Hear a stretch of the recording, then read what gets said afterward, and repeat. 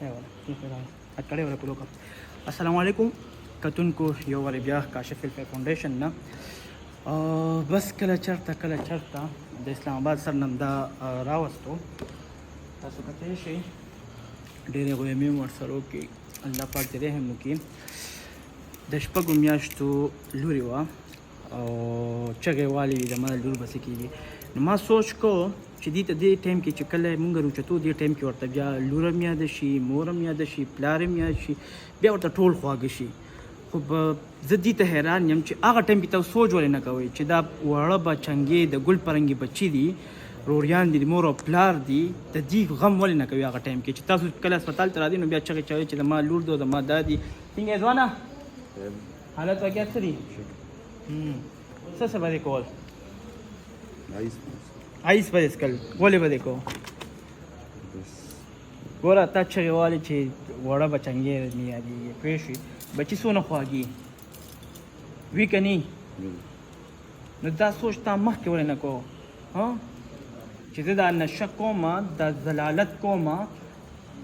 دا زهر څکمه زما د بچنګو به څه کېږي.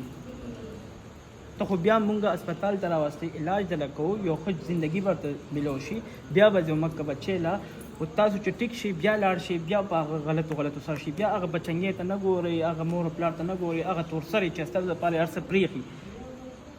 مور کور یې پرېښي هر څه یې خپله زندګي تباه کړي تاسو ته ناستئ او تاسو د هیله کبله به بیا دا نشې تماشې هر څه کوئ ولې کوئ نشه ډېره خوږه ده بچونه ووایه راته که نه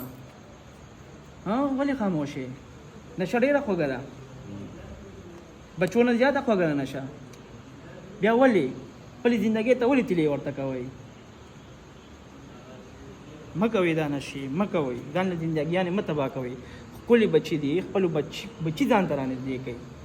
کم سے کم د بچو خاطر کوئ چې کم واده کړی هی ته زه وایم کم سے کم تاسو د بچو خاطر کوئ اکه ګلالو مستقبل ته ګورئ د اکه ګلالو ژوند ته ګورئ د هغې زندګي مه تباه کوئ د هغې ژوند ځان سره مه تباه کوئ چې بیا تاسو داسې په اسپتالونو باندې ګرځئ که نه 3 میاشتې 4 میاشتې نو کم سے کم هغه ګلالو ته ګورئ چې زه دا زهر څکم زه دا تیلې خپلې زندګۍ ته وام زما د هغه زوی زما د هغه بچو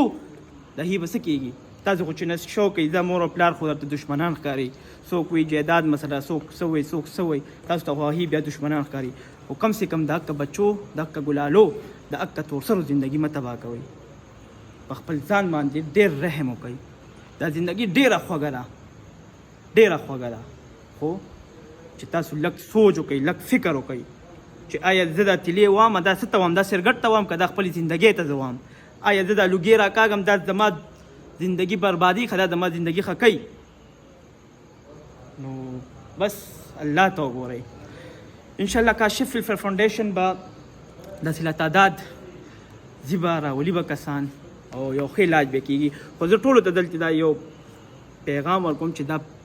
پرایویټ دی دا سرکاري نه دی تاسو ته هر یو ویډیو کې وایم چې دا پرایویټ دی دلته ډاکټرانو رینټ دی بجلی بیلونه دي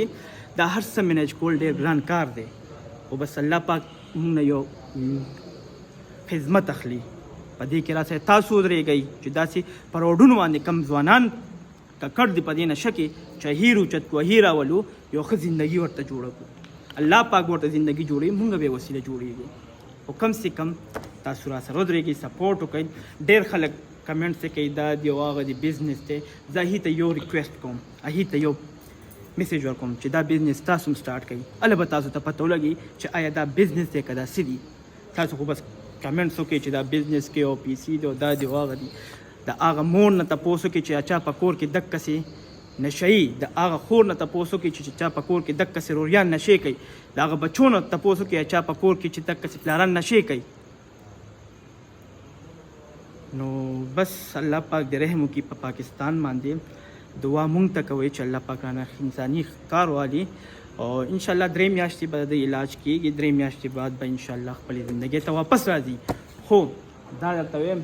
چې کله د علاج وشي ټیک شي واقعي ته به اوس غوسې تاله به اوس ته به وایې چې ما سره فیملی بد وکړه ته اوس په خپل حالت کې نه خو چې کله ټیک شي تا ته به احساس وشي چې واقعي ما سره رویانو ښه کړي ما لې زندګي جوړه کړه او بیا خپلې زندګۍ ته ونوې دا تعالی الله پاک یو نوې زندګي درکړه چې ته اسپتال ته راغله ټیک ده که نه کتونکو زموږ دا کانټیکټ نمبر دی 0311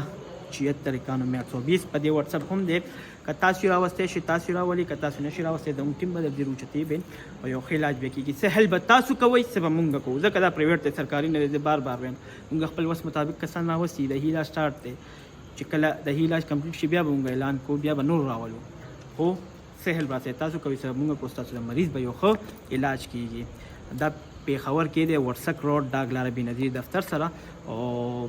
اول را شي انفارمیشن او کې معلوماتو کې بیا خپل کشر مشر راولي زمونږ چې کوم ماحول دی